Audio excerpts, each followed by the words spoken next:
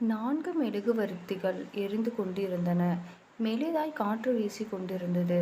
காற்றைக் கண்டதும் அமைதி என்ற முதல் மெழுகுவர்த்தி, ஐயோ, காற்று வீசுகின்றது, நான் அணைந்து விடுவேன் என்று பலவீனமாக சொன்னது. காற்று பட்டதும் அணைந்து விட்டது.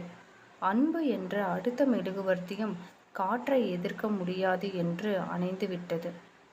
அறிவு என்ற 3வது மெழுகுவர்த்தி காற்றை எதிர்க்க முடியாமல் அணைந்து விட்டது. 4வது மெழுகுவர்த்தி மட்டும் காற்று வீசிய சில நொடிகள் போராடி ஜெயித்து விட்டது. அப்போது அந்த அறையில் ஒரு சிறுவன் நுழைந்தான்.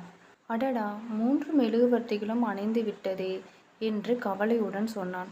அதற்கு எரிந்து கொண்டு இருந்த 4வது மெழுகுவர்த்தி சொன்னது, வருத்தப்படாதே, நான் இருக்கிறேன், என்னை வைத்து மற்ற 3ஐயும் பற்ற வைத்துக்கொள் என்றது. சிறுவன் உடனே 4வது மெழுகுவர்த்தியை பார்த்து, உன் பெயர் என்ன என்று கேட்டான். நம்பிக்கை என்றது அந்த மெழுகுவர்த்தி. இந்த கதையிலிருந்து தெரிய வரும் கருத்து என்னவென்றால், நாம் எப்பொழுதும் வாழ்வில் நம்பிக்கையை மட்டும் இழக்கக்கூடாது. தேங்க்ஸ் ஃபார் வாட்சிங்.